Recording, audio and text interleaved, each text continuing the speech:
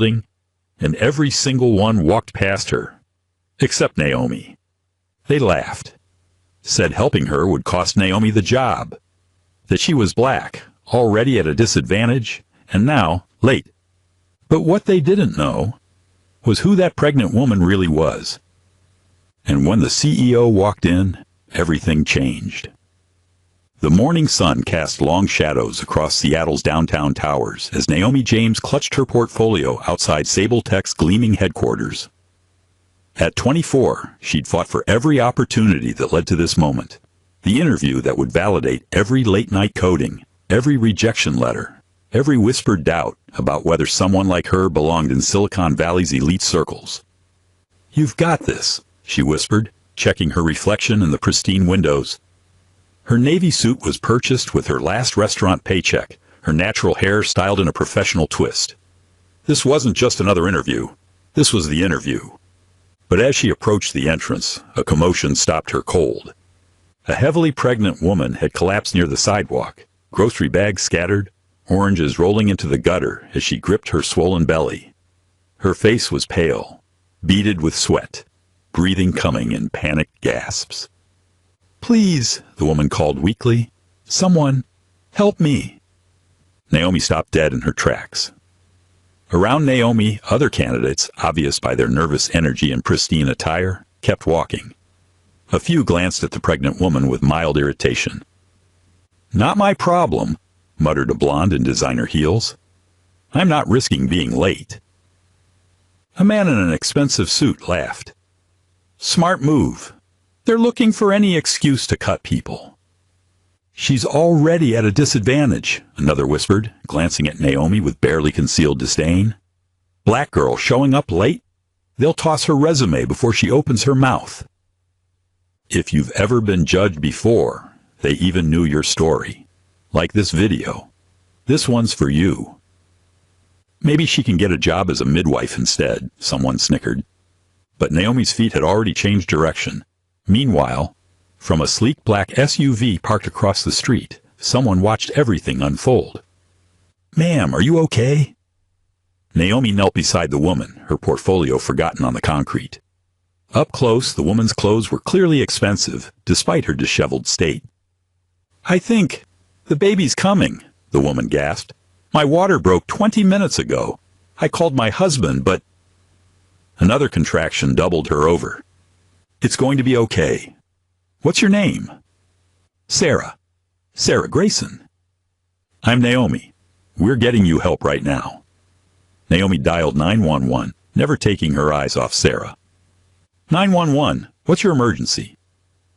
"I need an ambulance at Sabletech headquarters. Pregnant woman in active labor on the sidewalk." As Naomi provided details, the black SUV's door opened. Polished leather shoes hit the pavement, but Naomi was too focused on Sarah to notice.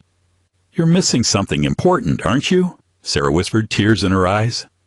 "I can tell by how you're dressed." "Nothing's more important than this moment," Naomi replied. "Jobs come and go. This is life happening right here." What Naomi didn't know was that the person stepping out of that SUV was about to change her world forever. "Tell me about your baby," Naomi said, smoothing Sarah's damp hair as contractions intensified. "A boy. We're going to name him David after my father." "David's going to be lucky to have such a brave mom," Naomi replied. "Ma'am." A deep, authoritative voice spoke behind her. "Is everything under control?" Naomi turned to see a man in his 50s, impeccably dressed, with the kind of presence that suggested he made decisions affecting thousands of people. Salt and pepper hair, sharp jaw, intense eyes that held significant responsibility. "Ambulance is almost here," Naomi reported. "Active labor. Contractions 90 seconds apart." The man's expression softened as he looked at Sarah. "Sarah." "Sweetheart, are you okay?" Sarah's eyes widened with relief. "Richard, thank God you're here." Richard knelt beside his wife, his expensive suit hitting the dirty sidewalk without hesitation. As EMTs arrived and loaded Sarah onto a stretcher, he stood and faced Naomi directly. "Thank you," he said simply. "You didn't have to stop." Anyone would have. Number they wouldn't have, and they didn't. Disappointment flickered across his features. I saw others walking past her. As the ambulance pulled away, Naomi suddenly realized she was now 30 minutes late. Richard extended his hand. I'm Richard. Naomi James. I should probably get inside. I have an interview at Sabletech. Something flickered across Richard's face. Sabletech. What position? Software developer. Probably too late now, but... It's never too late for the right person, Richard said with unusual confidence. Good luck, Ms. James. Little did Naomi know, the man wishing her luck was about to turn her world upside down. Sabletech's lobby screamed Silicon Valley success. Soaring ceilings, modern art, expensive furniture. At reception, Naomi announced herself to the perfectly manicured receptionist. You're 30 minutes late, Ms. James. The panel has been waiting.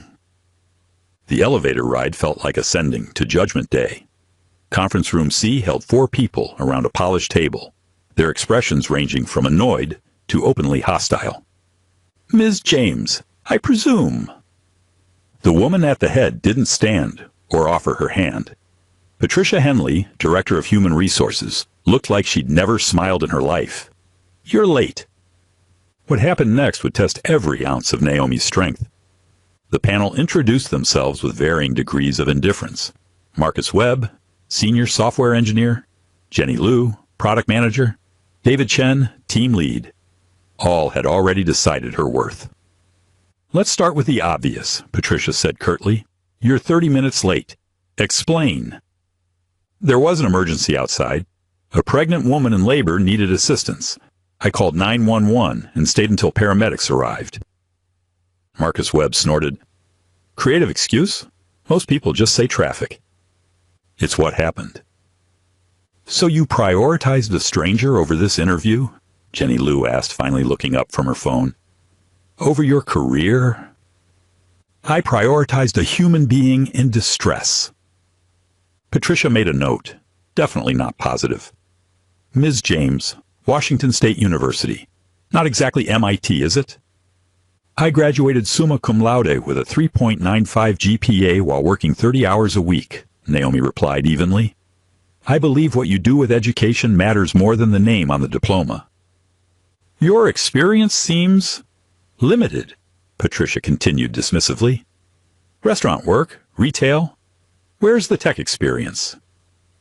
My GitHub has over 50 repositories, including 3 full-stack applications built from scratch. I've contributed to several open-source projects. David Chen leaned back. We need team members who fit our culture. People who don't stand out for the wrong reasons. The words hung like poison in the air. What exactly do you mean by that? Naomi asked, her voice steady despite the fire building inside. Team cohesion is important. We need people who can blend in, follow protocols. Like showing up on time, Patricia added with a thin smile. Jenny Liu put down her phone long enough to deliver the killing blow. What makes you think you're qualified for Sabletech? We typically hire from top-tier schools, candidates with proven track records, people who understand priorities. The implication was crystal clear. People not like you. Taking a deep breath, Naomi recognized the coded language for what it was.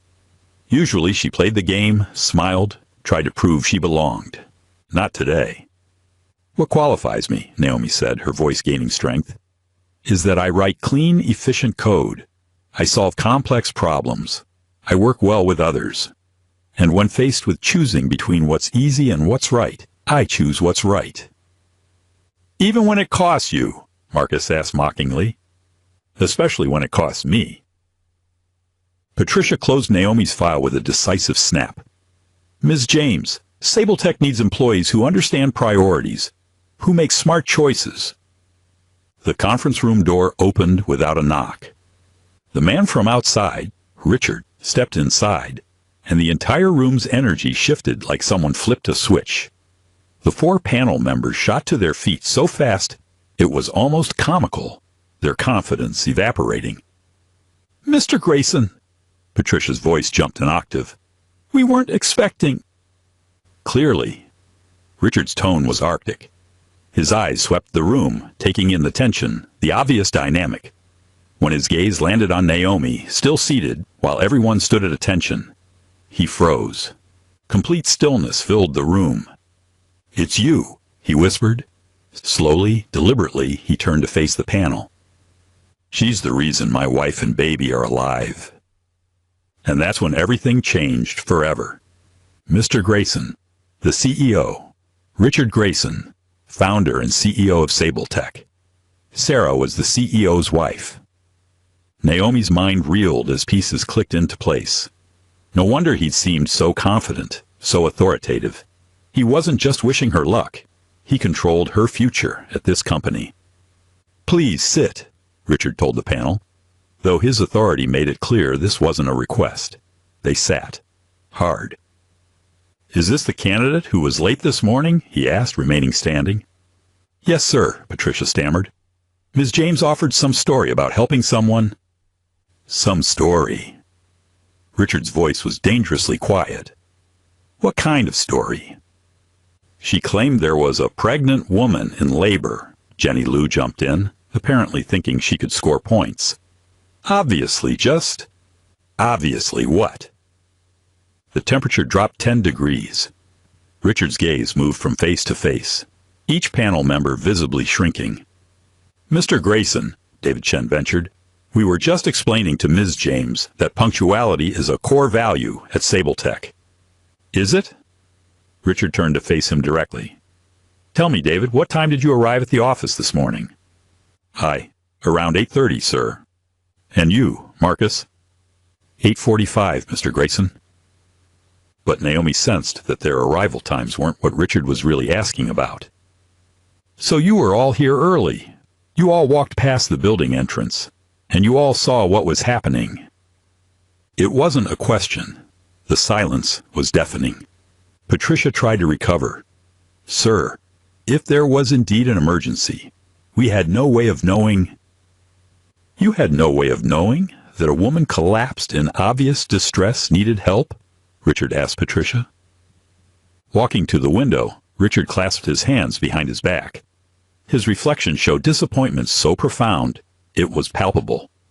Then he said the words that changed everything. "That woman was my wife." What would you have done if you were Naomi? Drop your thoughts in the comments. Your voice matters.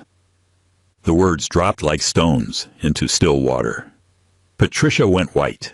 Marcus gasped. Jenny's phone clattered to the table. "She was in labor with our first child. Our son born 30 minutes ago at Seattle General Hospital. Both of them are healthy, thanks to one person's quick thinking and compassion." Turning back to face them, one person who chose to miss her interview to make sure a stranger was safe. But the biggest surprise was yet to come. "Ms. James," Richard said, his tone warming as he addressed her, "would you tell the panel what you did this morning?" Still processing the surreal situation, Naomi recounted helping Sarah, calling 911, staying until the ambulance arrived. "And what did the other candidates do?" They walked past. They walked past. Some laughed. Some suggested helping my wife would make you look unqualified." Marcus's face went green. "Sir, we had no idea." "You had no idea she was my wife. But you knew she was a human being needing help." And just then, Richard delivered judgment that would echo through SableTech forever. "Here's what I learned about each of you today," he began with calm authority. "Marcus, you saw a pregnant woman in labor and walked past worried about being late. David, you ignored someone in medical distress and dismissed the person who helped. Jenny, you stepped around a human crisis like it was a puddle. And Patricia, you've spent 30 minutes berating the only person who demonstrated our stated values." Each accusation hit like a perfectly aimed arrow. "Here's what's going to happen. Patricia, you'll revise our interview protocols to focus on character over credentials. Marcus, you'll examine our hiring for unconscious bias. David, you'll develop sensitivity training. Jenny, you'll research inclusive workplace practices. You have 6 weeks to present findings to the executive team. Your performance determines your continued employment. Then he turned to Naomi. Ms. James, I'd like to offer you the position of executive assistant to the CEO. Starting salary $85,000 annually, full benefits, with advancement based on performance. This has nothing to do with this morning and everything to do with who you are. The world tilted. $85,000 was more than she'd ever imagined making. Take the weekend to consider, Richard said gently, but know that I need someone who shares my values, not just someone who manages calendars. As Naomi walked out that afternoon, the same sun that had illuminated her arrival cast long shadows across the plaza where she'd knelt beside a stranger. Her portfolio contained the same projects, but everything had changed. She'd come seeking an entry-level position and left with an offer to transform a company's culture from the top. Sometimes the universe rewards those who choose compassion over convenience. 6 months later, under Naomi's influence, Sable Tech became known as the most inclusive tech company in Seattle. Patricia, Marcus, David, and Jenny, they completed their assignments and learned valuable lessons about judging people by character rather than appearance. But that's a story for another day. Subscribe if you believe